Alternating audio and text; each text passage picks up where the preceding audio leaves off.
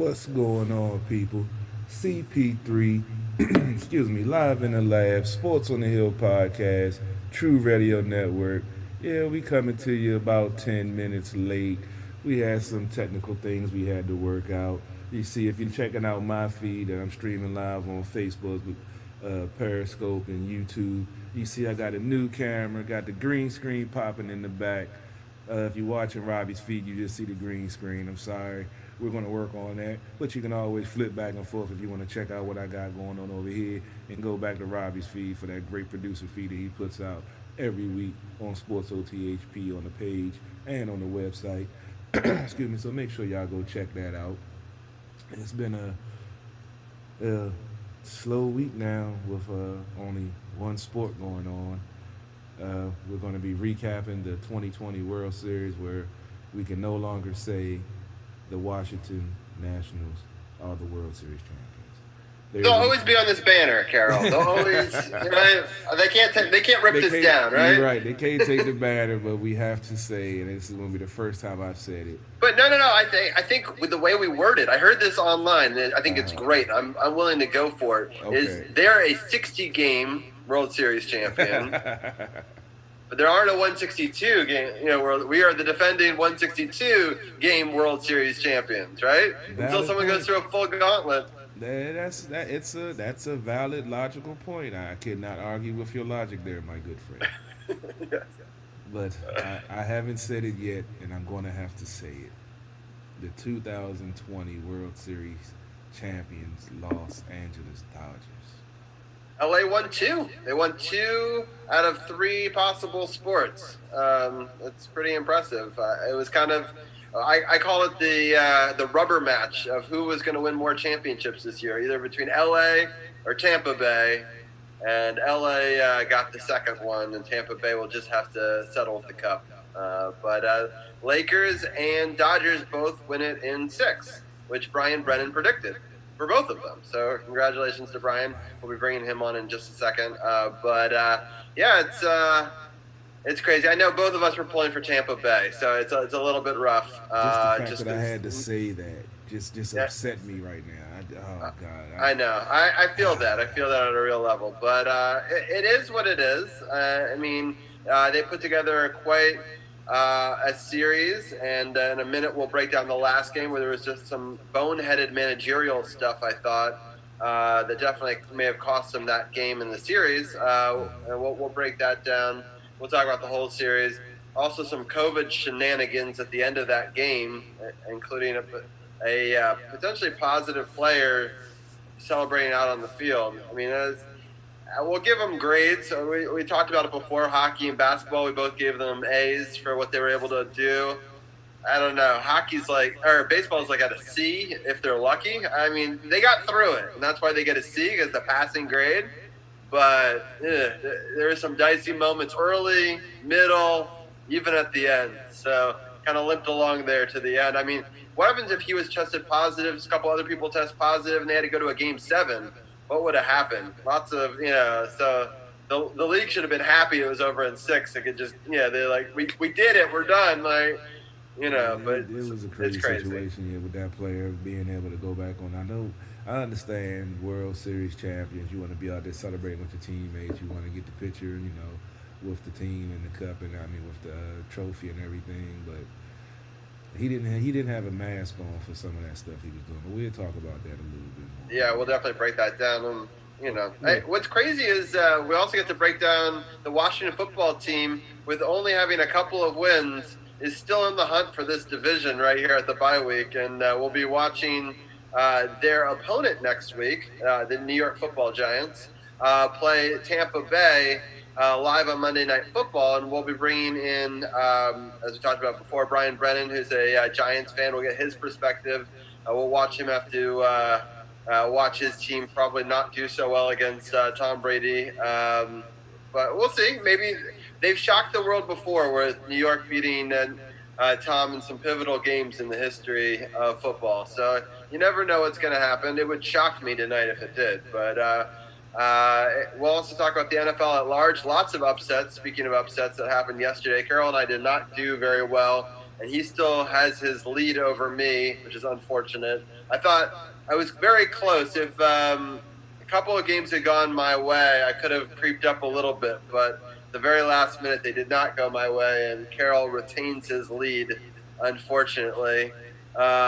He's number one in the Hertz House Pick'em. So props to you. You skyrocketed through the rankings over the last couple of years. You didn't really do Pick'em before a couple of years ago. Last year you did better. This year you're number one. So I'm I coming for see the title. progress. I'm coming for the title. Didn't the room win it last? Who won it last year? I feel like a bunch of us were close and then we didn't play the last week or something, and then somebody else won it. But if I kind of remember, but I have to go back and look it up. But I know that you and I both were very close and in the running, and neither of us picked the first slate of games or something ridiculous. And that's the tough part, making sure you remember to pick them. So yeah, lots to break down. We'll also talk about the upcoming schedule for the Washington football team. And I'll give my quick keys to success if they do want to win the division. I have kind of a pathway to the division crown that I'll break down real quick at the very end of the show or sometime in the Washington football team talk. And the kickoff just happened. So the Giants are indeed playing the Buccaneers right now. And Tom Brady is out on offense to start the game. This game is in New York. New York will be playing in Washington, so it'll be a short turnaround for that 1 o'clock game on Sunday. But before we get into all that Washington football team talk, let's start off with some baseball talk. I know that we've got a couple of guests on the line. I think we're actually going to have Arun calling in today instead of doing the normal Skype video, which is totally fine. And we have Brian Brennan as well on the line. And so we'll bring Brian in first. And I think you have to raise it up just a little. There we go. Oh, different flag. Ireland flag this time. Yeah, all right. I like it. We're changing up the theme. I want to tell Brian I've been really enjoying last week's episode of Upon Further Review with Brian Brennan. Unfortunately, was very busy at work and only got to the halfway point of it. I had to stop and do some other things. But I really enjoyed what I've heard so far. I actually maybe more than halfway through. I think I'm about 15 minutes left because I've already gotten to the part with Arun, and you guys are breaking stuff down. I just haven't gotten through that section yet. But it was a great interview. I love that both of you guys who have been pivotal members of our baseball talk this season, and also, of course, part of our NBA and Wizards roundtable. So I really enjoyed you two being able to break down the World Series, which we will also break down now on the show. But Brian, how are you doing today? I am doing well. I appreciate your kind words about my podcast. Very much appreciated. Thank you for having me on. Yeah, for sure. There's another episode. I have not gotten to that one yet. I'm getting through the backlog. But you did drop another one today Yes. on podcast networks, and I know you can get it on Spotify as well. So after you listen to this, go check that out for sure. I'm going to try to bring Arun in here to see if this works. I think he's going to have to unmute himself, though, and see if that works. Arun, are you with us? Yeah, hello. Yeah, I am. There What's you going are. on, Hello, Arun? Arun. He's in a bunker, an undisclosed location or something. He's doing some analytics on an upcoming NBA season already. He's in Yeah. hiding already. Yeah, I put my ID as 3 for RG3. The RG3 knew that was reference coming. already. Nice. Sounds good. I like how my PC's asking me, do I want to restart right now? Yes, I definitely want you to restart right in the middle of my podcast. I gotta love Windows. Always thinking things through. This is why I actually am recording a little behind the scenes on a Mac, right? This is the live stream, but I stream, on a PC. So I actually run both at the same time, but the PC, although it does a good job streaming to Facebook, so I appreciate that, but it is very slow and temperamental Robbie, at times. I got something that's hilarious to tell you. All right, go for it. You know I'm in a whole bunch of groups on Facebook. I'm in like over 400 groups that I share a lot of stuff to. Now there's a advertise your business for free group that I share everything from our show to the At the Bar radio show to my car dealership stuff to my beats to the apparel line. You know they actually put me out the group, Robbie, because I share too much. It's a The whole free group's about business sharing. group, and they put me out the group. I just realized when I was scrolling through sharing that I didn't see it on my list no more. They actually put me out the group, man, because I have too many businesses. Too many. To be fair, in the description, it's like share your stuff. I mean, that's Yeah. literally what the group is for. How you But gonna Carol put me is out? just too prolific, we'll say, and Oh man, got that's too much hilarious. going on. I'm with you, man. I'm sure I'm sure I tick off a couple of groups Those too. bastards. But it's okay. It's okay. They're just they're jealous. They don't want this the smoke, right? What Man, was I? man, it's crazy, man. So, all right. Well, now that we've got Brian and Arun on the line, we only got one game to break down. I was hoping we'd break down two because it would at least mean that Tampa Bay had a fighting chance. We also talked about how we're disappointed that the Dodgers, just because we're not Dodgers fans. I will give credit to the Los Angeles Dodgers. They put together a hell of a postseason. I do want to, before I start, there was one thing that Brian mentioned on his podcast, and now that I have him on mine, I can actually ask him. He said that it should not have an asterisk on this postseason, just like the NBA and the NHL don't have asterisks on theirs. Now, Right. I did open with Carol my thoughts on the fact that they only went through a 60-game season. They did not play all the other teams in other divisions in their league. Do you still equate this run through the regular season and postseason run, even with an extra round and everything, and how it was so totally different than every other season? You still equate that the exact same as you do with a 162 regular championship for all the years before? Me or Carol? No, I'm asking you, Brian. Okay. Yes, I do. I do think it's considering what everyone went through with all the uncertainty about this season and all the drama around COVID-19, just how tough it was to get through, and the expanded playoffs as well. I do think that this was just as legitimate of a regular seed championship as any other. I think it was honestly tougher considering just what everybody went through. It's definitely weird. Like, obviously, it's a 60-game season, and there are all these crazy rule changes and stuff. But I still think it's just just considering what everybody went through to get through this point. I still think it's a legitimate champion. Okay. And I don't want to delegitimize the championship, so I want to make a clear delineation. I think it's a legitimate championship. My personal feeling is that it's not as hard as a 162 and the normal one. And my reasoning is, look at where the Nationals were through 60 games last year.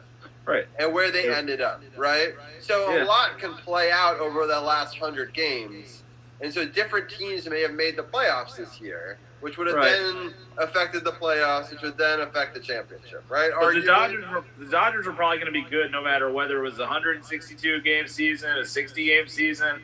They were probably going to be contending for the championship anyway. Probably the same with Tampa Bay too. So the last 3 seasons, though, they were right in it, and then because they had to go through that extra 100 games, they fell off at the end. Yeah. Right.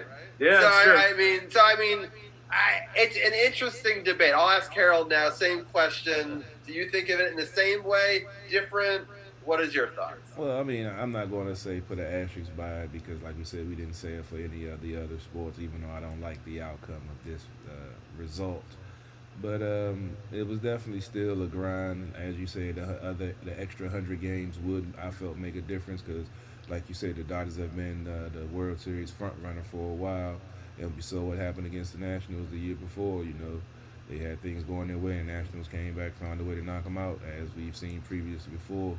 We didn't see it this time because, you know, the Braves didn't do what they needed to do, but I'm not mad because I didn't want to see the Braves there either. It's just I was rooting for Tampa, and it sucks that the Dodgers got it. But, I mean, I'm not going to put an asterisk by it. They're the champions.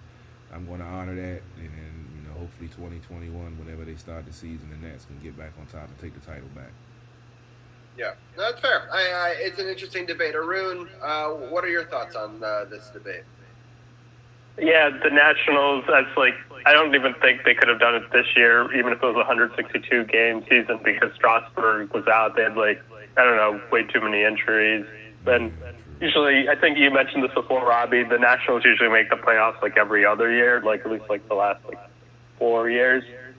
And I think if the playoffs are shorter, then maybe but the playoffs are a little bit longer, and I think they still have, like, 7-game series, like, ALCS and NLCS. Dodgers have to come back from 3-1 down, which is pretty difficult. They were given like a gimme in the game 6 with the decision by Kevin Cash, but other than that, it was as difficult as any other World Series, in my opinion. And it just goes to show that maybe, for me personally, just the regular season of the Major League Baseball is too long. I don't really.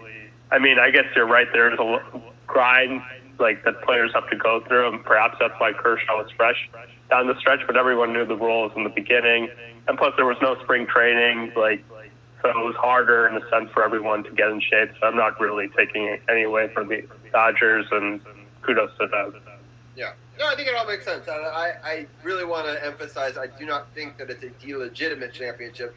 I just don't know if I equate it in the same way as the other ones. You know, so I think they won what was put in front of them, and that's all they could do. So, I mean, they did, and, you know, baseball got through it. I'm going to do the scoring breakdown real fast. There's not a lot of runs to break down. We'll talk about how the game went, because it is the deciding game, and then we'll just talk a few minutes, and maybe I'll even bring a couple of off-season Nats news and notes at the end, just to sort of round it up and finish up the baseball season.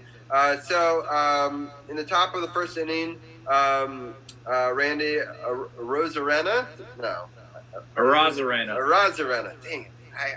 I'll get it one of these days. Anyway, Randy Arozarena homers to right field. He homered at the beginning of so many games, I feel like that was like a thing that he just did throughout the series, where he came through with clutch scoring a lot, I feel. We called his name. And he had 2 hits overall in this night as well. It made it 1-0. Corey Seager reaches on a fielder's choice to first base. Mookie Betts scores 1 run, and then Mookie Betts homers to center field to make it 3-1. And that was it, right? So yeah, that was all the scoring. And then, is that right? Yeah. It's so weird. That's the right scores. Yeah, it's so bizarre. The thing has the scoring all. Oh, okay, I see what it was. So wait, who scored the sack? Corey Seager reaches on fielder's choice for first base. Mookie Betts scores, but somebody else must have scored on that, right? That's weird. So how did the second one score? Anyway, yeah, Corey Seager reaches a fielder's choice that made it 1-1. It was a wild pitch that they scored, from first set to the double. Got it. Okay. It's just weird on my app. It doesn't list that as a scoring play, which is like, but it's kind of a weird thing. But yeah. But anyway, so Mookie Betts is the hero ultimately, and that's really the important part of it. And it was just it was a low-scoring game, and I'll let Brian break down this decision by Kevin Cash because I think he did a good job about breaking it down on his podcast. But walk me through this decision that you agreed it made no sense, that ultimately I think had a deciding factor in this game. Yeah, the Rays were leading this game 1-0, and Blake Snell was absolutely cruising on the mound. He had only thrown 73 pitches, but for whatever reason, the analytics, third time through the order, said that Blake Snell doesn't do so well, and they decided to take him out and bring in a reliever, Nick Anderson, who has not been as good. He's given up a run in every appearance he's been in the postseason. So it just makes no sense to me. I don't understand why you would make the move to go from Snell, who had been doing so well. He's a former Cy Young Award winner. He's one of the your main pitchers. He's one of your top 3 guys. I don't know why you take him out in that spot, especially for a guy like Anderson with a 1-run lead. It just spells doom. And I even remember saying at the time that was going to come back to haunt the Rays, and it absolutely did. Just a terrible decision. I mean, some people are saying it's like the worst decision in World Series history. I don't know if I'll go that far, but it just goes to show you that sometimes people rely a little too much on the analytics and not with what you see on the field, or not going with your gut. I mean, there was no reason to take Snell out of that game. He was cruising.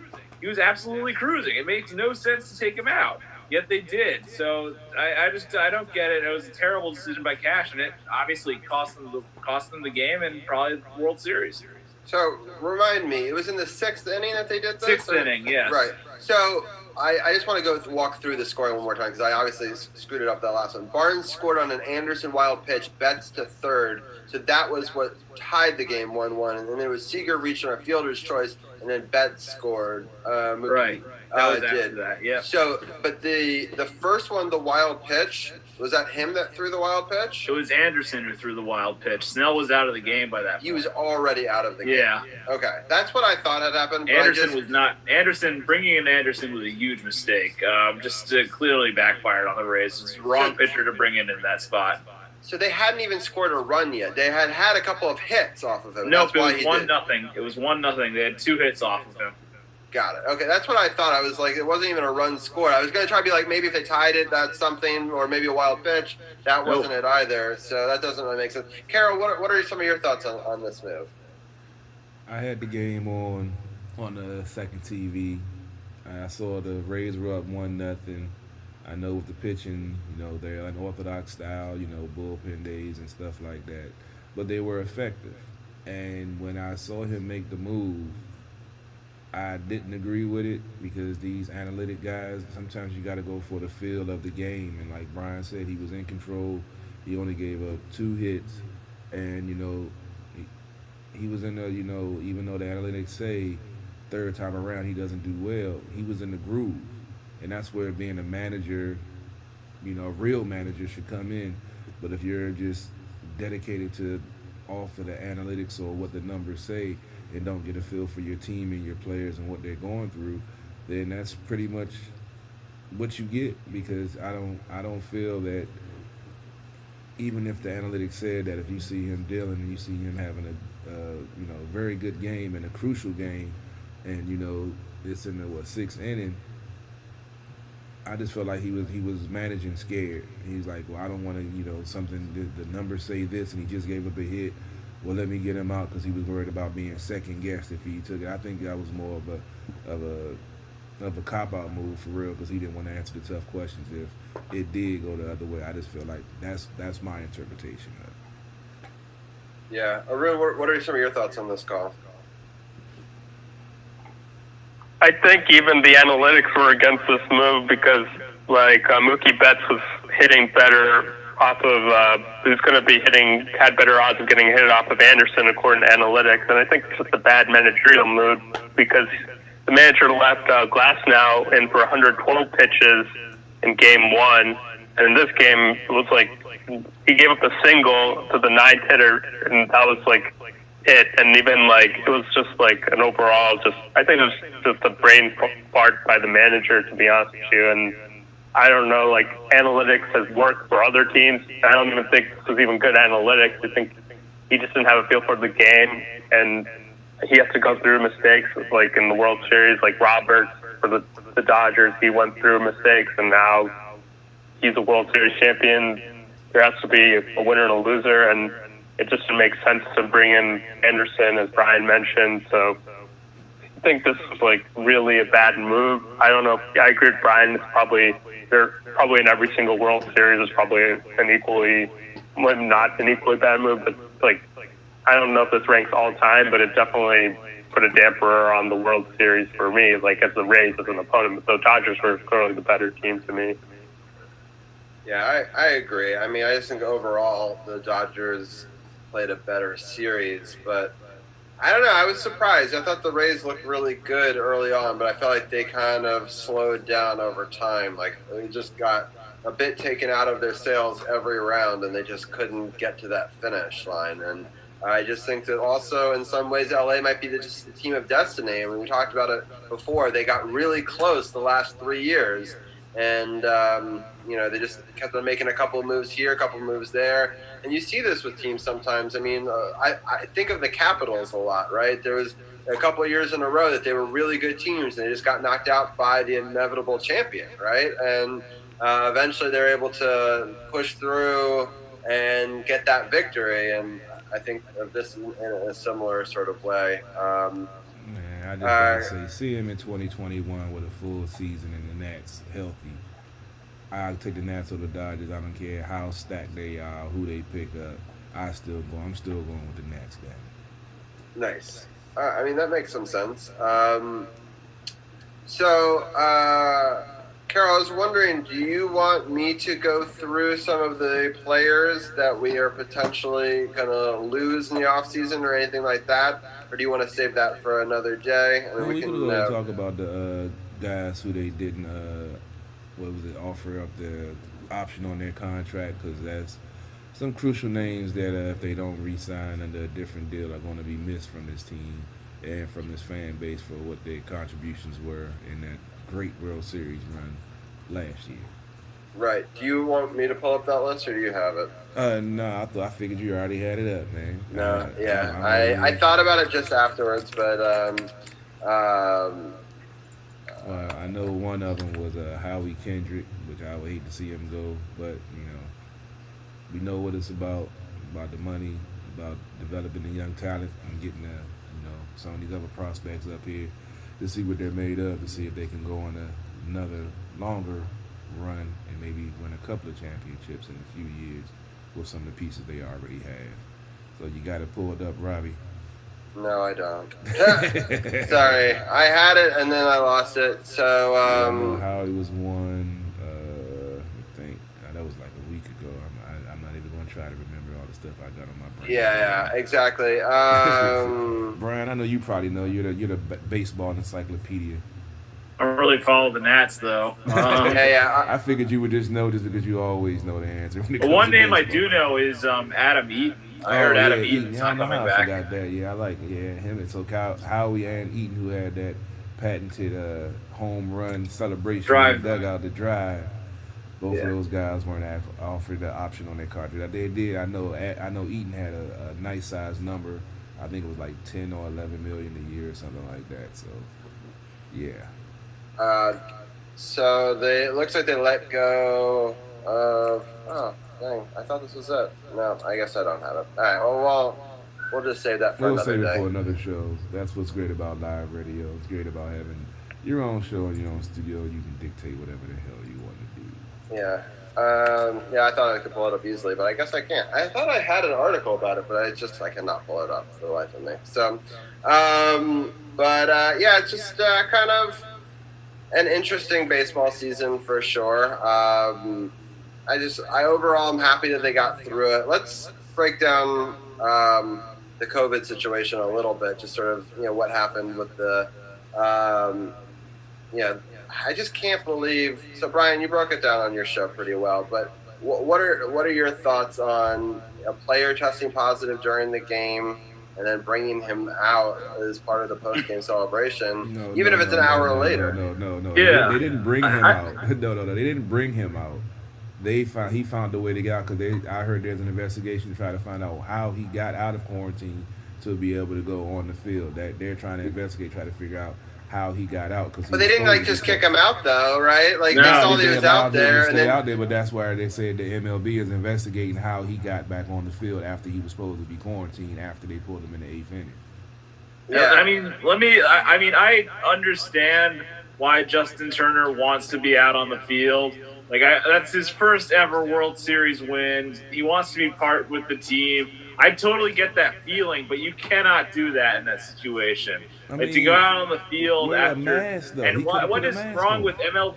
What is wrong with MLB security to let him just go out on the field like that? Like I mean, MLB security is probably made up of like ex cops and really tough guys, and they just let Justin Turner just waltz right onto the field Without a mask, or like be able to without even a take mask. off the mask. I don't know. The worst part about it is in the picture I saw, he's sitting down next to Dave Roberts, who's a cancer survivor. His manager, Dave Roberts, is a cancer survivor, and Turner's not wearing a mask.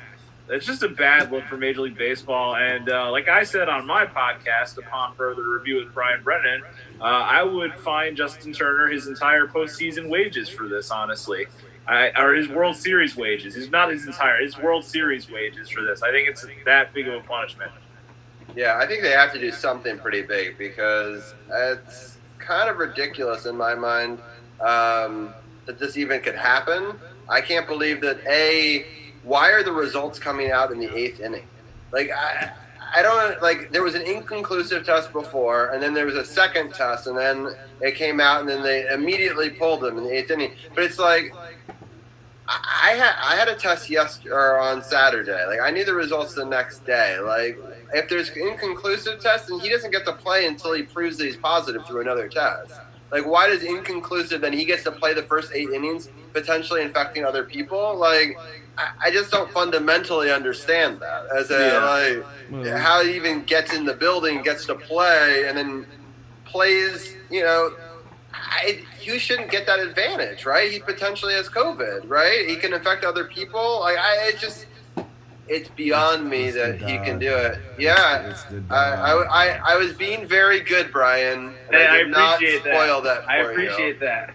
Yeah, so we got the unbiased reaction live on our show, so you can see Brian being very excited. Do you want to let people know what happened since we are covering this? Touchdown, Daniel Jones to Dion Lewis. Giants just took the lead. Nice. So it's is it 7-0? It is 7-3. It's going to be 7-3 after the extra point. Right. Yeah.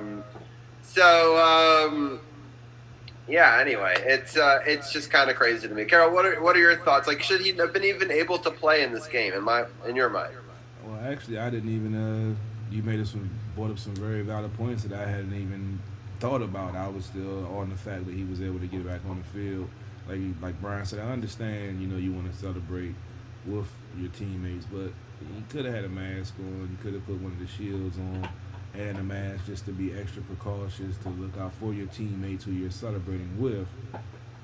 But, something has to be done. He has to get fined.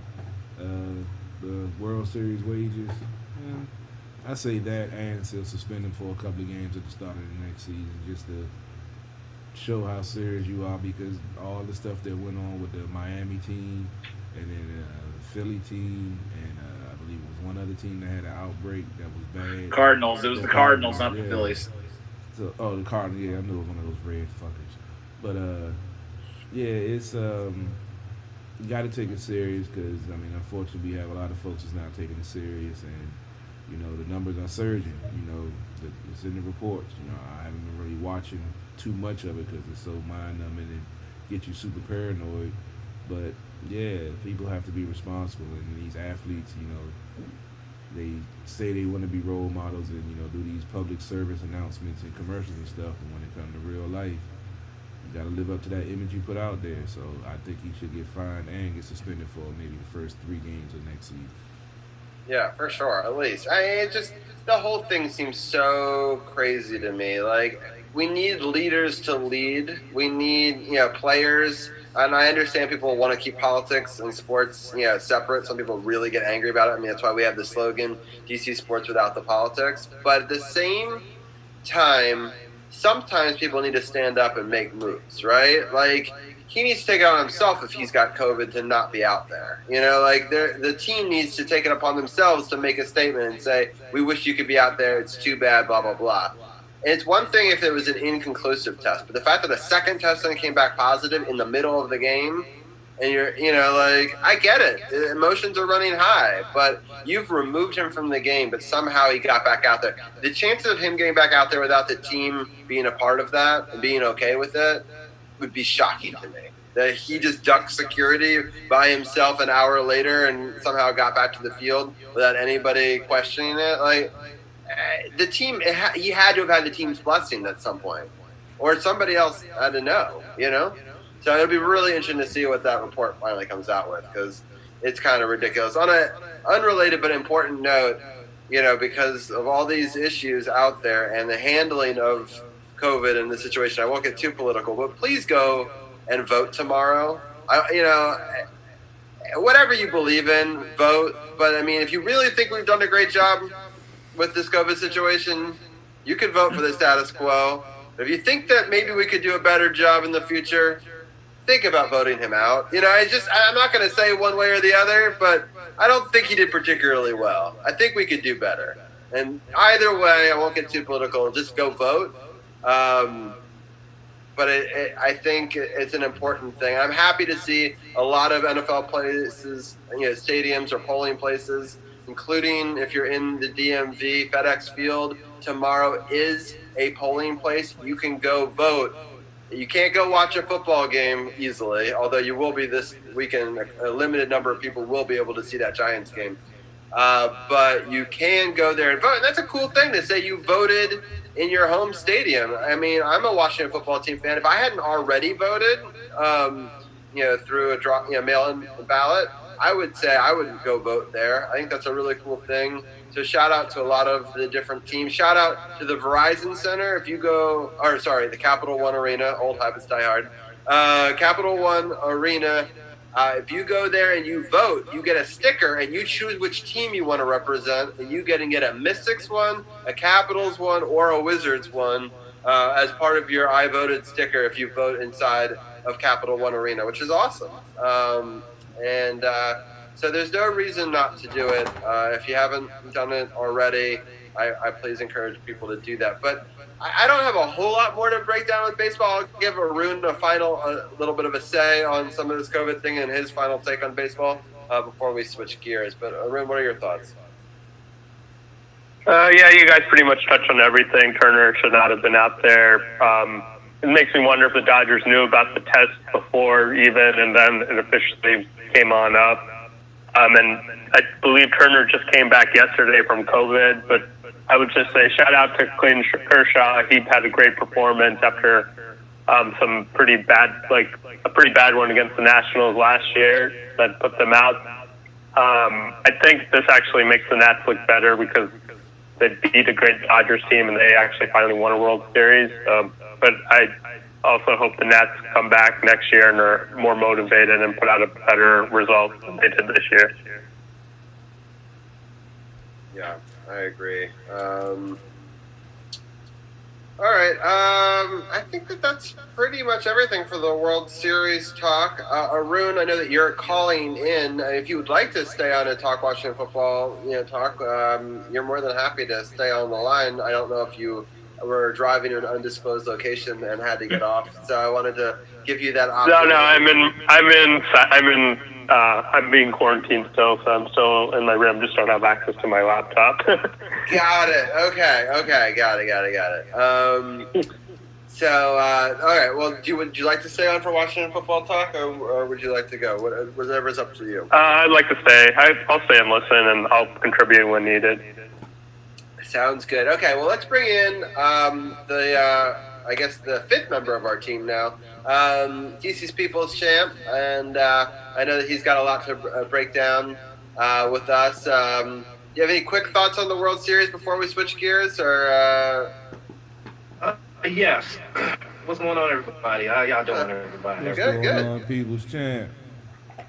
Hey, CP3, I see you got your nice little camera there. Look at all Yeah, professional bro. like. Look at you. You know the other one died. You know I didn't put a lot of work in with that one. You know with the at the bar radio doing 3 and 4 hour shows and having 2 and almost 3 hour shows every Monday with us. So last week it just I had to put the taps and buried in the backyard, man. I had to go get me a new one. So yeah, we got the new 120-degree 1080p view with the green screen in the background. So yeah, you know, bigger and better things coming for Sports on the Hill podcast from CP3 Street Live in the Ninja with Lab. Street Ninja with the upgrade. Let me find out. Hey man, you know you got to keep upgrading, baby. You got to be stepping our game up because they can't keep up with us, man.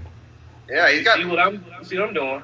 right there. You go. I mean, you both have created entire production things, and Brian has upgraded his setup too, and it's been awesome. I love how season 5 has evolved through all of us, and we come together. It's like some sort of Megazord, right? You know. But I don't even know what so, that is. uh, all right, champ. What are your thoughts on the baseball? Well, I gotta say again, congratulations to the Dodgers. Well played series. I didn't get to watch much of it, but I did see a lot of people talking about it. So big thing, big time thing for them.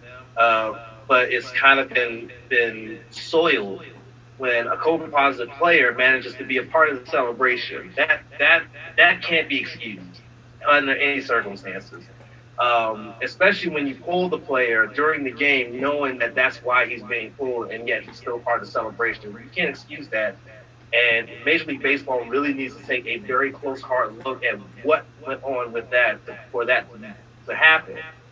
Because he could have potentially gotten his entire team sick with COVID. Thankfully, this was the last game of the season, whereas they didn't have to worry about having to quarantine players and forfeit games or something like that. Had this have been in the middle of the season, this could have been disastrous for that team. Had this been in the middle of the World Series, this could have been really disastrous. So that's inexcusable, in my opinion. That dude should have had his clothes, been in the street clothes, and sent back to wherever he needed to quarantine at. He should not have been still in the arena, in the stadium once he got that positive test. He should have been immediately told to leave the stadium. Yeah, it's That actually reminds me of something I was going to say during baseball talk too. What if Tampa Bay had won Game 7 or won Game 6 and forced a Game 7, and Justin Turner tested positive for COVID? What would have happened? Would they have played Game 7? They probably wouldn't have played Game 7 the next day. They probably, who knows if Turner even plays in the game. There's a lot of questions and answers. They got really lucky that the season ended with that Game 6 win for the Dodgers. It seems crazy because I think you would have had to delay it at least a day or two. And then you guys talked about it on your show. You couldn't do it on Thursday probably because they probably don't want to compete with Monday Night Football. So it probably doesn't go all the way till Friday. So it goes from Wednesday to Friday with that extra rest. Maybe Tampa Bay comes back and wins the series. Who knows? And it's it could have changed everything. But yeah, it's kind of crazy. So all right, I'm going to take a quick run through our upcoming schedule for the Washington football team. I won't explain where I think we need to go. I'll save that for the end of it. But then we'll also break down our next opponent. We've got a fan of that team on the line. So we're starting off with the Giants. That's going to be a home game. Then it's at the Lions. Then it's home for Cincinnati. And then there's 3 road games in a row. Cowboys, Steelers, 49ers. And then there's a Seahawks game at home, a Panthers game at home, and we end away at the Eagles, right? So the division is still very much in play. Dallas got whomped last night by Philadelphia, and Philadelphia played really badly in that game, and they still kicked their ass. And it shows that Dallas is just reeling. I mean, they've got a real quarterback situation. People talk about the Washington football team quarterback situation, but I would take our situation over that situation in a heartbeat. So it's going to be interesting. I mean, assuming well, I don't know what's going to happen in this game, and the Giants are winning right now. But I thought that most of us, going back, looking back at our week 6, I had us beating the Giants. So did Carroll. So did Hurt. So did Tim. So did DC's People's Champ, and so did Benson. The only people who had L's were Dujanay, Arun, Brian, and Leslie, right? But on the flip side, people thought that almost everyone was going to win the home game with the Giants, with the exception of Tim and myself, right? So a lot of us thought we would split them, and so I thought they would win the first one and lose the second one. But I can easily see that kind of be reversed. I'm going to start it off with Carol. Carol, what are your thoughts initially? You've seen what the Giants have done a little bit in this game. They've played better over the last couple of weeks. What are your thoughts about the Giants initial? Well, I mean, the game that we played a couple of weeks ago, they was, it came down to the 2-point conversion. Both teams, had some issues, have injuries, learning. Both, teams have young quarterbacks. So it's going to be, I think the Washington football team, unfortunately had a bye week after the performance they had against the Cowboys, and slow down the momentum of what they had going on with the offense. But I'm anxious to see how they are able to build off of that in this upcoming game that is very crucial for, the possibility of them, making the winning the division and making the playoffs, if that's what the goal is, which is ultimately every coach's goal. I'm not saying that they're going to win the Super Bowl or anything, but they say they went from 3-13 to winning the division, even though it might be a under 500 record. It's still, something you can hang your hat on. You lose draft position, but builds confidence in your team, and helps the rebuild process. And you'll get some fans that'll be happy, but you're gonna have some of these fans still gonna be upset. So it is what it is, but it's definitely gonna be an interesting matchup because both teams, as we see Giants playing, some decent ball right now. It's still early, but we're going to see what to do with another NFC East Classic division matchup between NFC East rivals. It always comes down to either the last possession or the last quarter of the game. Yeah, definitely. So I'm going to Champ next. What are your thoughts on after we did beat Dallas? Then do you think that the bye week will stifle momentum, or do you think that they'll be able to take that and carry that through the bye week against a team that will have short rest with the Giants? I've been thinking about this, and I don't think it'll stifle momentum. If anything, this is something to build on going forward. And also, it helps with giving yourself some rest, dealing with any injuries you may be dealing with, things of that nature. So no, I don't think it's going to stifle them at all, especially with the Giants not playing as consistently as they should. Brian will probably know that a lot better than I would, being that he is a Giants fan. But I think that this might help the Washington football team a lot more to have this bye week. It does seem a little bit off that you would want your bitter rivals, and then all of a sudden you're off a week. And you want to carry that momentum. I think they'll be able to carry the momentum and be able to put it all together. Clearly, Kyle Allen was able to put it together against Cowboys. The run game was on point. All they got to do is just stick with that, and I think that they can definitely walk away with the W against the Giants. But it may be tough given the fact that the Giants will be already had a game under their belt coming in, whereas the team will be coming off a bye week. So we'll see what happens. Yeah, Arun, I'm going to go to you next, and then I'm going to get Brian's take as the opposition. I think Washington this bye week is probably coming. I mean, they're getting they got Scherf back, their offensive. I mean, Chase Young also came back.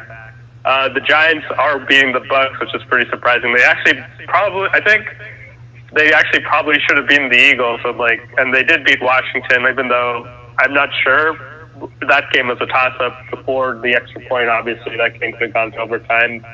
But Washington was missing a couple pieces. They have Kyle Allen with a couple more games, but they just need to stay consistent. They just can't be satisfied getting a nice win against Dallas, who honestly looks really terrible after the injuries to Dak Prescott, and their offensive line is banged up. Ezekiel Elliott he's rushed for 500 yards and through 8 games, and that he rushed for like 1,500 last year. It's like clearly he might not even be a 1,000-yard rusher at this pace, which is pretty crazy.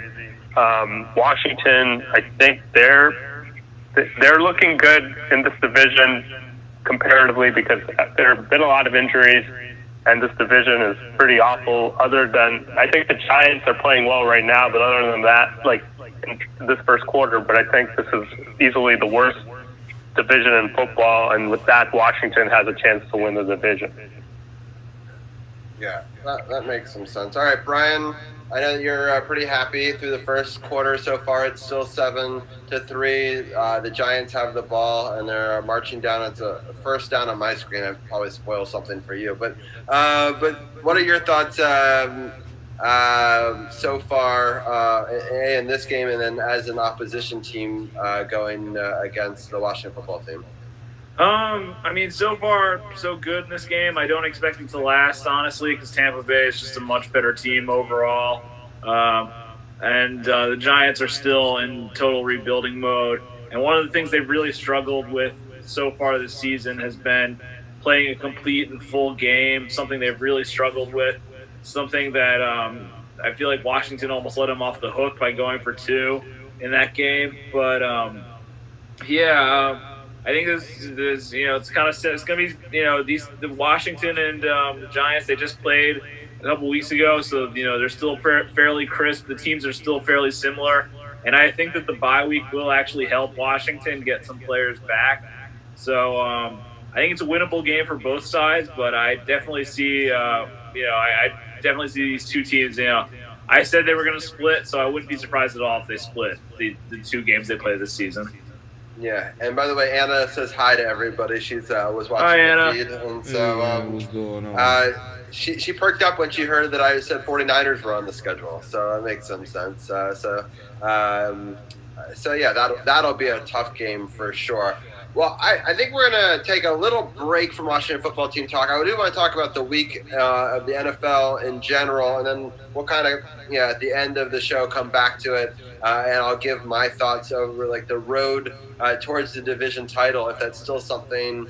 There's still always a debate. I think you should always go for a division title no matter what. I'm not a big believer in tanking, especially when there's teams like the Jets out there that are professionals at it, and there's just never going to get down to that level. And so I just, you don't want to be in the middle, right? You don't want to be in a situation where you're in the middle of the pack. You either want to tank professionally and get to the bottom and get one of those top 5 picks, or you want to make the playoffs. In my mind, in that in-between space, it's not a great place to be. It's a place where Dallas lives year in and year out, and you can sort of see that they don't get to progress very far because of that, right? I don't want to be where Dallas was, because remember there was like an 8-year period where they were like 8-8 every year, and they just didn't do anything different, right? I don't want to fall into that. So you want to either have progress, you want to win the division, or you want to get a good spot. But I think it's important to sort of show up every day and try your best, which is why I understand why we didn't just kind of give the quarterback the whole season and said, no matter what happens, it's your team. We decided, hey, this thing is actually able to be won, and they're going for it. Carol, your thoughts real quickly on that, and then I would like to get your take on some of the games from this past weekend, and we can sort of let the round table break down some of our thoughts on some of these crazy matchups. Yeah, I mean, definitely. I mean, I've talked about it several times with all the, some of the fans being, saying that Haskins is the bust and that he's given up on him. Never said that. And the fact that the team has talent, the division is where it is right now. I mean, why not? Coach's job is to win along with developing talent, and he's trying to do both at the same time. So, I mean, a good coach is always going to have a mindset of learning and progressing at the same time. And if you have a chance to win a division title, coming off a 3-13 season, it is what it is. But the fact that they're, playing, some good ball last week, hopefully they can build off of that. Allen looks like he's, has the understanding of the playbook. I mention all the time he hits his checkdowns. When he doesn't try to force the ball and make those bonehead interceptions, He has some good ball placement. He puts it where it needs to be, away from the defender, and he has the offense. Moving the ball last game and put up 25 points. So I say let's see what they do against the Giants with him having the week that he had, and hopefully have a good week of practice. And like I say, players get a little bit more healthy, and they can go into week 9 looking to earn their third victory of the season. So usually for a team like in their bye week, they often try to get away from football, right, and not be too much in it during a normal season. I'm curious with all of the regulations and the fact that they all have to share hotels at certain times, and there's all these different restrictions that they didn't have in a normal season. Carol, do you think that they're practicing and they work through that bye week in this year, or do you think that they still get some time at home away from it, or do you think it's a mix? I mean, they probably gave him a couple of days off, but with it being, the COVID season and they didn't get a chance to have preseason, or, they had virtual OTAs, and, a lot of folks could use the extra work. So I'm sure, they probably didn't travel due to the COVID also, but I'm sure they gave him a couple of days off. But if this team is serious about improving and getting better, I'm sure most of them are probably at the park or studying film, or maybe working in groups. So that's my mindset with the way the coach has put it out there and the way he handles his team. So that's what I'm going to assume on my end. And I don't know for sure. I haven't spoken to any of my sources lately, besides some of this other stuff some of these rumors that's been going on that I spoke on about yesterday that we're going to talk about in a little while. But I'm good where it is right now. Yeah, I'm going to ask a couple other people. So, Champ, what are your thoughts? You think you just go for it, you try to win the division, or do you think that you play it safe? How do you play, because we're right in that spot right now where it could go either way, right? I always have to quote the great Herm Edwards. You play to win the game. You absolutely go for winning the division. You absolutely do that.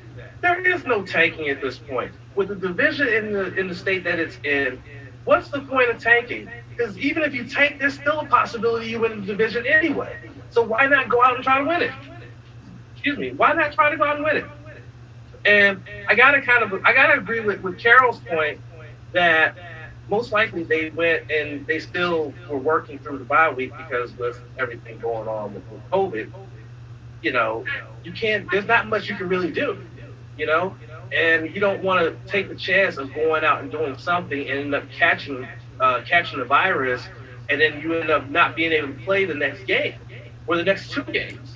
And if you're an important piece in the puzzle, you don't want that to possibly hurt the team.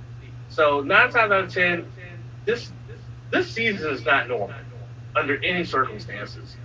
And so a lot of times you got to go outside the norm. You got to go outside the box. So I honestly feel like you got to go for it. You got to go for it because it's right there. The Eagles, they're barely in the lead. You've already beaten them. So you know that if you get another opportunity, you know that they're going to be the last game of the season. If it comes down to that last game of the season and you already have a win over them, you know you got that confidence to beat them. So why not go for it? Why not just go pedal to the metal and try to win the division? So Brian, your team is in a similar situation, right? Yeah. And they're obviously trying right now. They're playing pretty well. What are your thoughts on the season? What do you, as a Giants fan, want from your season, and what do you think the Washington football team should be doing right now? I mean, personally, as a Giants fan, I don't think we're a good enough team to win the division, and I don't really see the point of the Giants winning, maybe like 7 or 8 games and winning this division, and then just getting immediately bounced in the first round of the playoffs when they could have maybe had a better wild card spot, a better draft spot or something like that. I personally would have, at this point in time with the Giants, the way that they are and rebuilding the way that they have been for the last couple of years, the best thing to do, I think personally, is to just get as good of a draft spot as possible and not even worry about the playoffs. But if I'm Washington, I mean, why not go for it? I mean, you've got 2 wins already. At least you have 2 wins. The Giants only have 1. you might as well. You're right behind Philadelphia in this crazy garbage division, so you might as well go for it. I mean, why not at this point? I mean, you might as well go for it. Yeah, and I'll just ask Arun the same question at the end, and then I'll have Carol break down this crazy NFL week. Yeah, I think it's more of a balanced approach. Obviously, you want to go for the wins, but you also I don't know, if you want to necessarily go for it in the sense of you're giving up future draft picks, or even trading. Right now, Kerrigan's comes in a trade rumor. Somebody's willing to buy Kerrigan for a really good draft pick, and you obviously have to look at that. You don't want to be in the similar situation as last year, where they could have gotten a first rounder for Trent Williams, and they ended up not even getting anything close to that when they traded him to the 49ers this past offseason. So it's I think you just want to you want to do the best you can with what you have, and also I think with Haskins, I don't know what's going on behind the scenes. Maybe he is being a locker room problem, but if they're just benching him to win with Kyle Allen, then hopefully that's the case. I mean, I don't not hopefully that they're just immediately moving on from Haskins to Kyle Allen. Kyle Allen has been playing better, so I'm assuming Ron Vera has some knowledge of the situation, but it is a little bit dicey that they did spend a first rounder on Haskins. I guess they're already ready to move on from him. And then they'll have to invest even more, maybe in the draft or in another offseason in the quarterback. Or hopefully Kyle Allen is the guy, because they also gave up a draft pick to get him from the Panthers. Allen is a backup. He's a stopgap. Ron Rivera has said over and over and over again. Haskins had 4 games. Haskins has mechanic issues, has footwork issues, has consistency issues. Those things can be worked on the sideline if he dedicates himself. Those things aren't going to improve on the field. They're just going to compound themselves, as we saw from the first game of the season when they came back from 27 points down to the next 3 where he effectively regressed and kept on continuing staring down receivers, not setting his feet properly, the ball selling, and he had the 3 interception game. But you have 52 other players that are dedicated and trying to win. So you have a quarterback that's been in a system for 3 years, that knows the system better, that has played in the system. Unfortunately, he was on an 8-game losing streak, but he knows the system. And we've seen from the progression from the first game that he played to the 3rd game that he played. He's hitting his checkdowns. He knows where to go with the ball. He knows now, after getting knocked the mess out of him in the first game, get out of bounds, protect yourself, and move the chains. Stay ahead of the chains. Haskins is still learning. He's had 3 offensive coordinators in a year. He only had 1 year in college. He has a lot of developing to do. That's why they said his ceiling is so high.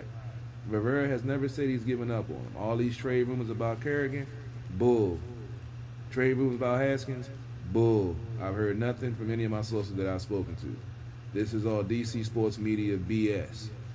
So it's not as confusing as the DC sports media is making it, because they're not used to a coach actually being straightforward, actually having a plan, and actually saying what's on his mind without a whole bunch of double talk and trying to put blame on other people. And they have to manufacture some spin to get clickbait, because all yesterday, that's all Facebook was talking about. Ryan Kerrigan been disrespected. He wants more playing time. Yeah, they should trade him. And it all came out to be bull. All because some of the DC sports media wanted to get folks in the uproar. And they fall for it every time. And that's why we started Sports on the Hill podcast, because we don't do that here. You know what sucks? I found that article for the Nationals. Of course, I found it now. Right? Now we're doing it in the Nationals talk and stuff like that. To answer anybody's question, if they're actually listening to the whole show, what can you do? It was Adam Eaton, Annabelle Sanchez, Howie Kendrick, and Eric Thames. And and also Zimmerman. There's a question mark with him, and Suzuki, and Brock Holt, and Zubal Cabrera. And Michael A. Taylor cleared waivers and elected to test free agency as well. So that was the answer to that. Yeah, hopefully he'll get a shot somewhere. Taylor, I believe he has enough time to be a starter somewhere. So sometimes you got to go elsewhere to get a chance. But it's funny with them not giving an option to Eaton and letting Taylor roll. Maybe they he ran his course here. He got a ring. He developed from the minors, so maybe they letting him see where he can go and see what else he can do in this league. But yeah, that was interesting. I'm glad you brought that up because I forgot about the Zimmerman situation because I know he said that he would still consider coming back. So we'll all see what it goes through. But let's get back to the NFL and this crazy Week 8, which we're seeing the 1-6 Giants leading the 5-2 Tampa Bay Bucks, and they're punting for the, I believe, third time in this first half to the Giants, who still have the lead. And this has been a crazy week. I wouldn't be surprised if the Giants win this week with some of the results of these games we had. I mean, well, no one has them, right? Isn't that a recipe for a disaster? Not a single person picked the Giants in our pick'em. Hey, well, that means I'll still be in first place, so that's all that matters. To me, anyway. Was trash this week. Let's talk about this Minnesota Green Bay game. This game started out like I thought Green Bay was going to run roughshod over Minnesota, but I should rather say Dalvin Cook beat the Green Bay Packers. He had all 4 touchdowns. And I was going to talk about Kirk Cousins a little bit. The first one since Ahmad Rashad, right? In the 70s. The first time he got 4 touchdowns receiving for... Now he had 1979. Yeah, 1979. Ahmad Rashad, 4 touchdown receptions for the Vikings. The last time a Vikings player. One of them was a rush. I thought one of them was a 21-yard rush. I was watching the game on my phone while I was at work. I think it's just 4 touchdowns. Period. Yeah, I think it's 4 touchdowns. But yeah, I was about to say I could have swore he ran one in, but yeah. Okay, maybe that's 4 total. That was only one receiving touchdown, I believe. Okay. Oh. Yeah. There you go. The voice of Arun with the stats. Hey, you're going to have the stats from somewhere, man. Then the Bills beat the Patriots. I don't know what to say about Cam. I guess I ask you guys real quick. I mean, we all thought that Cam going to New England would be, well, I did. I'm not going to say you all did, but I thought it would be a good fit for him with Belichick and hopefully, being able to work out some of the issues. Mostly it's just been injury issues with him, but this Patriots team, with him running at quarterback position, hasn't really looked too good and too crisp on a regular occasion. DC Pimble-Champ, I ask you first, what do you think about this Cam Newton situation in the AFC with the Bills actually beating the Patriots, which hasn't happened for a long time since Tom Brady was there? It's funny. It's funny you say that because I saw a news story earlier today on the Score app. Bill Belichick did an interview with a local radio station, and he was very upfront. And he basically was saying, it's a young team. They're they're basically handcuffed by salary cap. They got a lot of dead money from Tom Brady, who's now in Tampa Bay, and Antonio Brown, who's also now in Tampa Bay. How convenient is that? And that's why they're having to go with young players, and they only paid Cam like $1 million because of the fact that he basically admitted that they really don't have the money to go out and get these big name guys in free agency and things of that nature. But it's very, very interesting to see the Patriots play this poorly and see that this could be the year that their streak of winning 10 or more games could end this season. What are they now? 2-5 right now? 2-6? I think they are. So this could be the year that they may end up not winning 10 games, which is a rarity when it comes to this team. Yeah, that's definitely they 2-5 right now. I think it's 2-6, 2-5. Arun, I'll go to you. I know Brian, he probably has some choice words, so I'm gonna let him stew on that. And I'll go to Arun. I know he's deep in this Giants game right now. Arun, what is your take on this Patriots situation? It seems like Cam Newton, he had COVID, and he hasn't, I don't know if it's lack of practice or just mechanical issues or whatever, like we were talking with Haskins, he was great at that game against Seattle, and he was on fire connecting with Edelman, and Edelman also got injured, but it just comes down to a single turnover. Turnovers are going to lose you games, and that's what it came down to the stretch with Cam. And this one, he's running the ball well. He threw for 170 yards. But so did Josh Allen, had a similar game. But I think just ultimately the turnover down the end of the game did the Patriots in. I think they're missing Tom Brady a little bit. Like I think people were maybe New England was underestimating how much of like a game manager, even though like he's not a mobile quarterback, he makes excellent decisions. He's apparently brought Gronkowski and all these and Antonio Brown with him. Although Antonio Brown's a little crazy, so we'll see what happens. And I think Cam, we'll see. New England hasn't been in the situation in a long time, but probably since like Drew Bledsoe, and we'll see if it's also like he was also a number one pick like Cam Newton, so it's been pretty interesting in that retrospect. But I think the Patriots are going to be like they're in trouble. They're already like the Dolphins are on the up and up, and the Bills they beat them, and we'll see what Bill Belichick has in store. Yeah, I think we are seeing a change in the guard. Miami is playing some good ball. I think they won 3 in a row, and Josh Allen and Bills looking deadly in the AFC East. Brian, what is your take on this Patriots AFC East situation? It looks like it's finally time to rebuild in Foxborough. I mean, Cam Newton was always going to be just a one-year stopgap anyways. There was no real guarantees with Cam what going to the Patriots beyond this one season.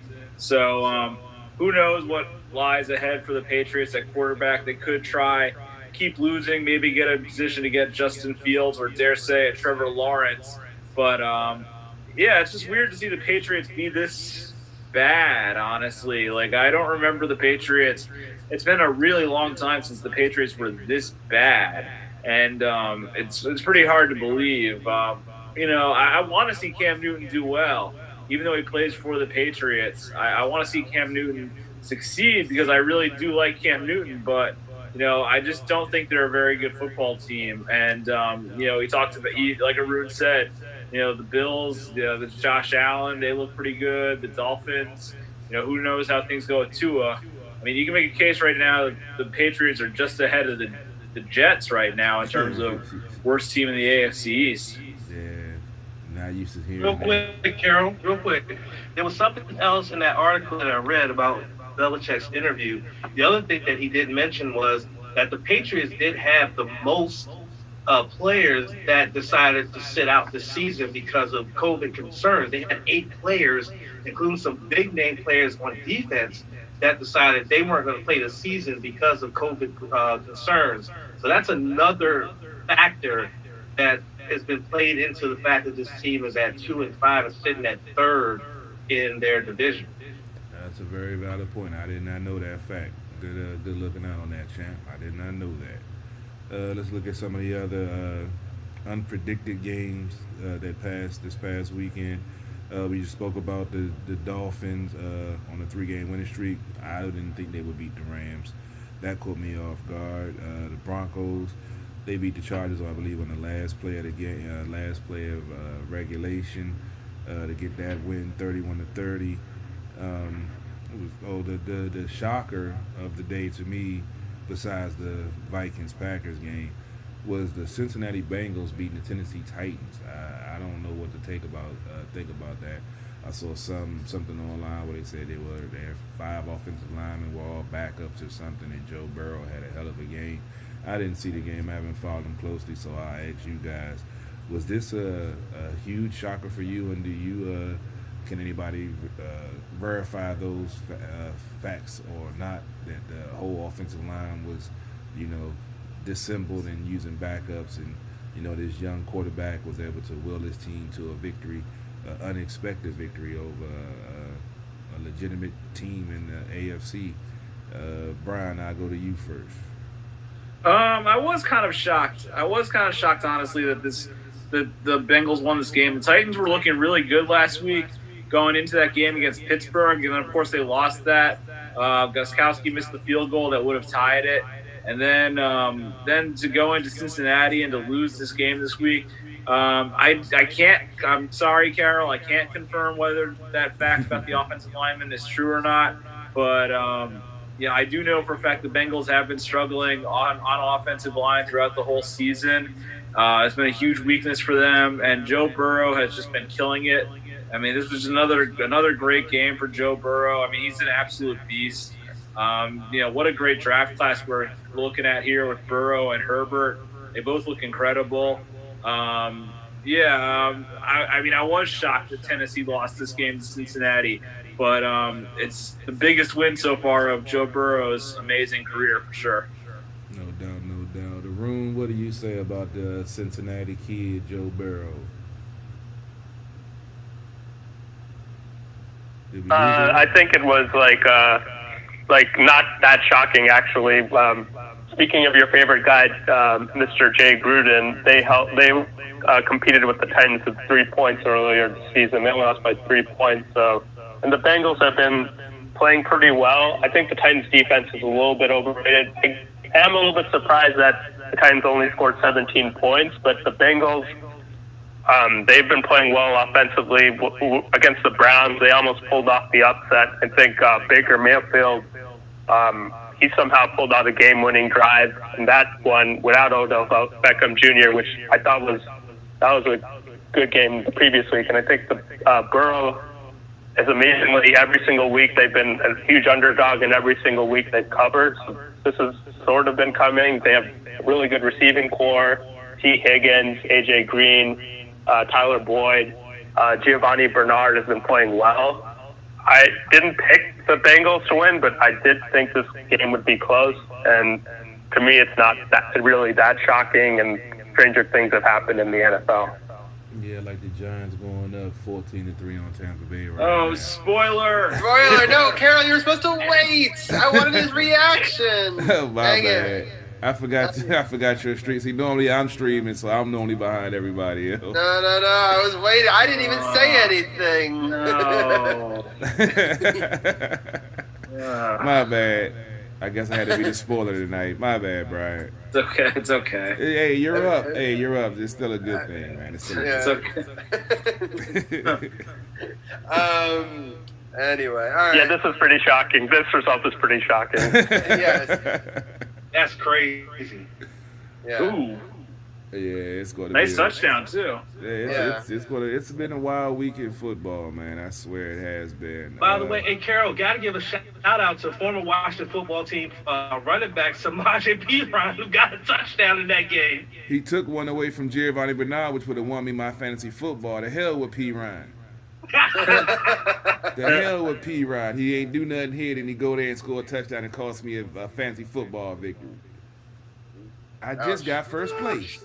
So yeah, I mean, just so many crazy matchups. I mean, I can't believe Carolina lost. I can't believe that Cincinnati won. That Browns Raiders game was crazy. I was right about the Colts, but we already talked about some of these other ones. The Dolphins was really shocking. I didn't expect the Dolphins to win. No one did in our pick'em. I was right about the Steelers. Unfortunately, I kind of wish that they had a different last play. I mean, he looked down that guy. Another guy was wide open. I wish they had a different play. I would have been happy to give up the pick'em for that. Only 3 people actually got that right and picked the Steelers, and it was Arun, Carol, and myself. But the one I really want to talk about is the Chicago-New Orleans game, right? So, very frustrating. I'm sure that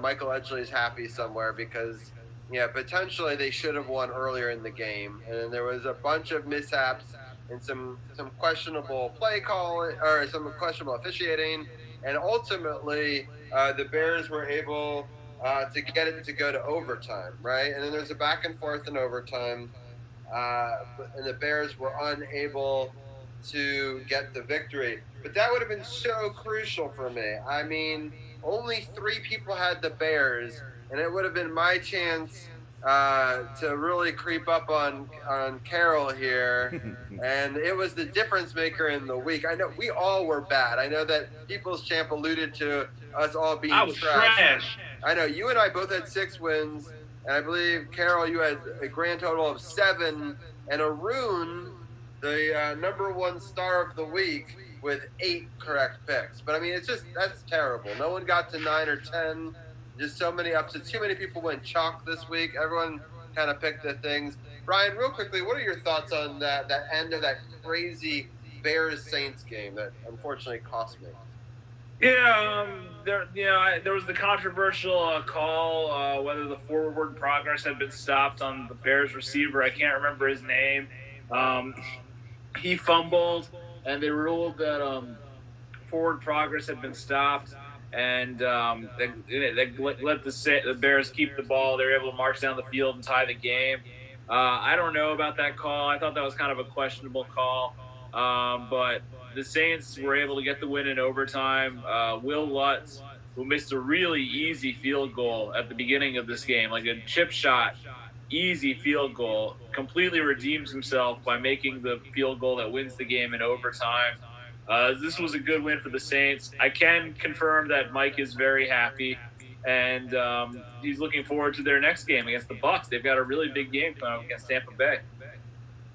Yeah, one quick thing. Your field goal statement reminded me of something that we didn't bring up, but that was a crazy field goal miss in the Raiders Cleveland game. Did anyone see that? Where it was going in, and the wind at the last second just took it and like went wide. It was, I don't know if any of you guys saw it, but it was a crazy. Yeah, I did see that. Yeah, crazy. Carol, did you see that crazy field goal attempt? That went like. Honestly, I didn't. I didn't see the second games I was doing at the bar radio, so yeah, I didn't see much. I was at work during the first games and broadcasting for the second game. So yeah, I just checking out highlights and rocking and rolling and checking out my pick 'em in that losing week in fantasy football.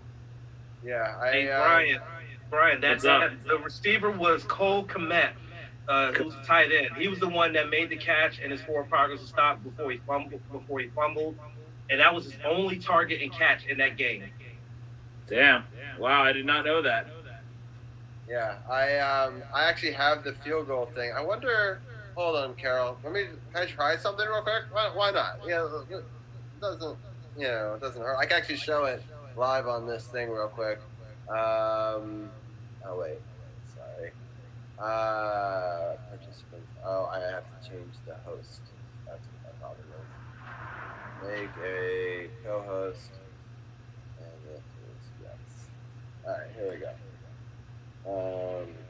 Share screen. All right. I don't know if this will show up. There it is. I'm gonna show it.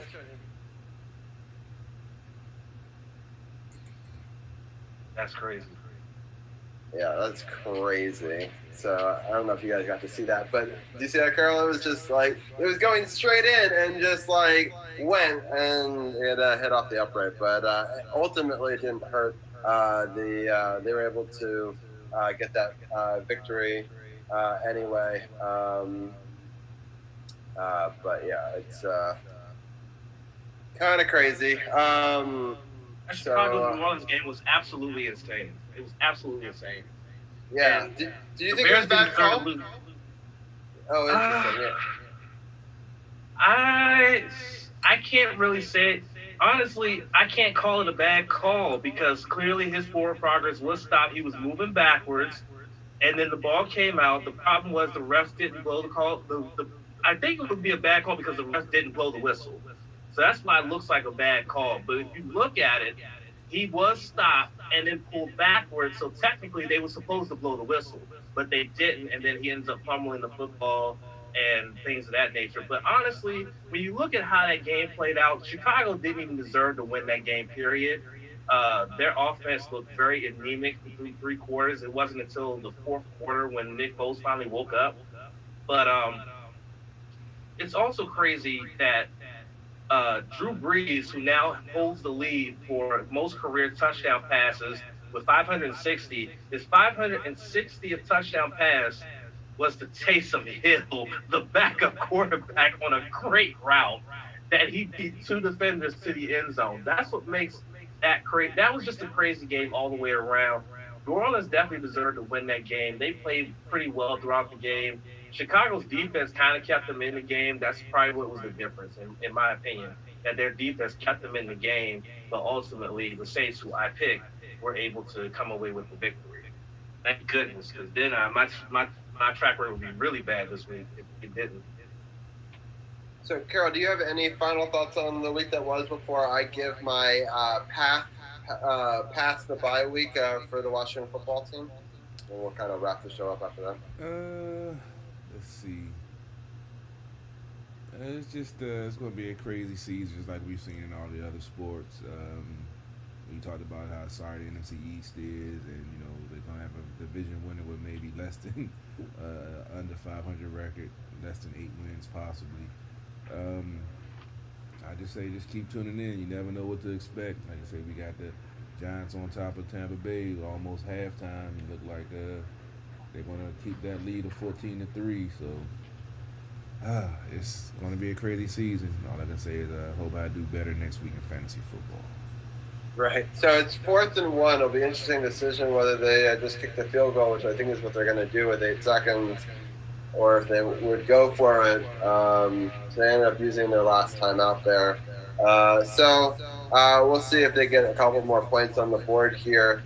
So the upcoming week, we talked about it briefly. So it goes Giants, Lions, Bengals, Cowboys, Steelers, 49ers, Seahawks, Panthers, Eagles to end the season. If we want to win the division, as we've talked about, I think that you've got to win the next 4 games. So you got to go on those big heaters, kind of like in 2012, because the Giants aren't that good. The Lions are definitely winnable. Cincinnati's definitely a winnable game, and you got to take care of the Cowboys that look like trash. If they can win those 4 games, that puts them in the driver's seat for the division. And so that allows them to have, I believe, there's 5 games in the remaining part of the season. They have to win 2 out of those 5 between the Steelers, 49ers, Seahawks, Panthers, and Eagles. Steelers is a loss, right? They're too good. 49ers and Seahawks, I definitely think one, if not both of those are losses. So that comes down to having to win the Panthers game and the last game of the season, in my mind, to do it. If they're able to win those 6 games, that would give them the division. They might be able to win one less, but that's kind of how I see it. I had them originally only winning 3 games out of the bye week and ending their season at 6-10. They'd actually have to win 4 to get to 6-10 at this point. Through the first couple of games, the only people that had it right was Tim and Benson. They're the only people that had 2 wins. I had 3. Brian had 1. Dujanet had 3. Carol was optimistic with 5.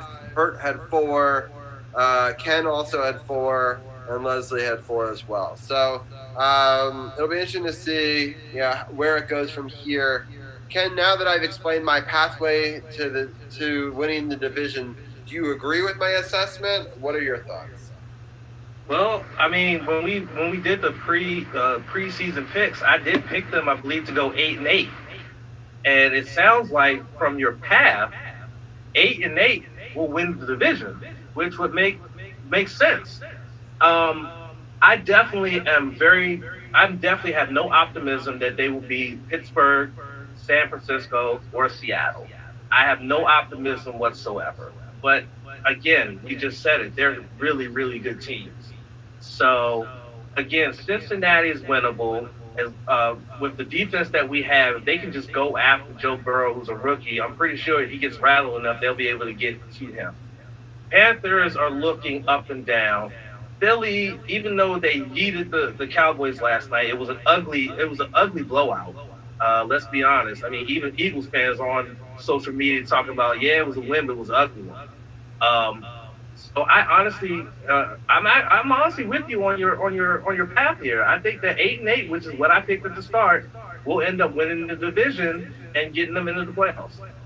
So Carol, you were very optimistic for the first half of before the bye. You were less optimistic in the second half, including having a 4-game losing streak for the Cowboys, Steelers, 49ers, and Seahawks. I know you want to do over with the Cowboys now that you know the Cowboys that we are. Although it's a Thanksgiving game, it's a rivalry game. You can't say that there's an automatic victory in the NFL.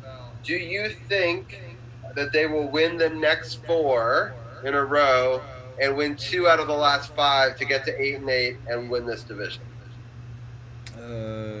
I really can't see that happening. It's possible, but I don't think I don't see that happening. I mean, if they do win the division, great. I'm just happy, like I say, to see progress, to see some of the young talent developing, to see Allen doing what he's doing. I'm hoping Haskins is working on the issues that he has, so he can get back on the field, so we can see is he the quarterback that can lead this team, to where they want to go. So um, I really don't see it. To me, it'd be highly unlikely. It'd be cool if they did, but to me, with the holes that we have and some of it, especially with the Landis Collins injury to the secondary and having Cameron Curl taking over that spot, it's going to be a learning curve, and they're going to have to play a game like they did last week for the rest of the season, and I don't know if they can do that. Do you think? Here's another question, Carol. Follow up. I saw one set of predictions that 7 wins or 6-9-1 might win the division in this division. It's that bad, right? And they have Philadelphia beating the Washington football team because of the bye. That the Washington football team ends up at 6-10, and Philly ends up at 6-9-1 and wins the division. Do you think that that's a likely scenario? That'd be perfectly 2020. Right, yeah, a bye wins the 2020 division, right? right? The tie helps win the division. That'd be perfectly 2020.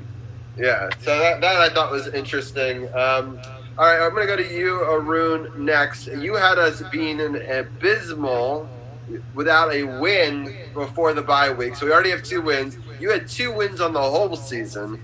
Do you think that they get some wins in the back half and spoil your prediction, Arun?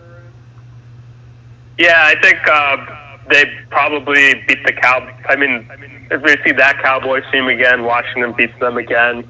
I think.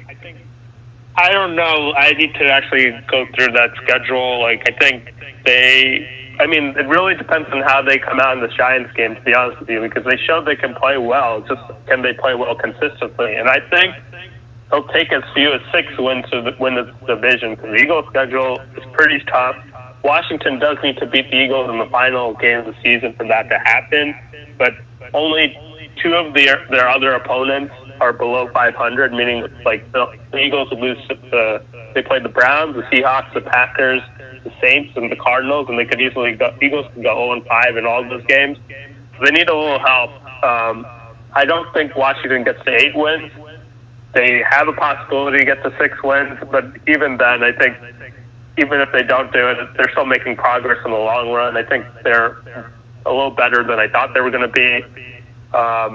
And this division is a lot worse than I thought it was going to be. Yeah, that's for sure. All right, Brian, what are your things? Where do you you originally had only 1 win, so they did a little better than that, but only 4 wins in total. Do you think that's about right, or do you think that they might pick up a couple more wins than that? Where do you see the Washington football team? Well, I mean, when I made my predictions, I didn't think the Cowboys would be as bad as they are or as bad as they've been. So, I mean, I guess there's a chance for Washington to make a jump into second place in this division.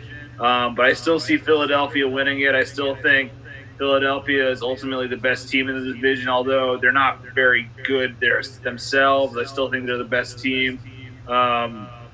So I'm gonna stick with maybe I'll go up to like around 5 or 6 wins, but no more than that for Washington. How many do you think Philadelphia gets in them winning the division? Probably like 7 or 8, honestly. Do you think that they can get to that number though? That's what I'm wondering because Billy? Because Arun just listed off a gauntlet of a schedule, and I just don't know how many. I don't know. It's gonna be tough. I mean, it's tough. It's definitely gonna be a challenge. We'll see. I still think Philly's the best team. Yeah, it's interesting that you say that. I don't necessarily disagree. I think that they've played well. We destroyed them in week 1, especially from the sack point of view. So, I mean, that's the only head-to-head matchup that I can, compare them to. I mean, the teams are obviously very different in that game than I feel like they are right now. Different players are having playing time due to injury and different quarterback play. So, obviously, I think the teams are very different. But I thought they played particularly bad last night, and they only won because the Cowboys, had a rookie quarterback and the team, just kind of imploded on themselves. But I'm not that impressed with Philadelphia. They might still be the best team, but I'm not that impressed with any team in this division, honestly. Yeah. I mean, they're all pretty bad. Yeah, exactly. So, Impressed with the Giants. Yeah, true. Hey guys, real quick, a story just came out a couple hours ago that there's a possibility that there's a proposal being submitted that the playoffs could be 16 teams instead of the normal 8. Hey, Robbie, I just sent the link to you. Yeah, I see that now. So would that be for this season or the time about going Yes, forward? it would be this season in case that the coronavirus causes games to be lost. They would expand the playoffs to 16 teams. It would be 4 division winners and 4 wild card teams. Wow. Got it. So the thing is, there's not going to be enough bye weeks towards the end of the season. So if they can't make it up, this would be a way, kind of like what the NBA did with the bubble, to sort of, and the NHL did, to extend the playoffs to make them a little bigger or give teams an opportunity to have more games that way. I would say it more equates to what the NHL kind of did with the extended format because they didn't feel like they had enough games to complete their season. So that would be interesting. I'm reading that now. It's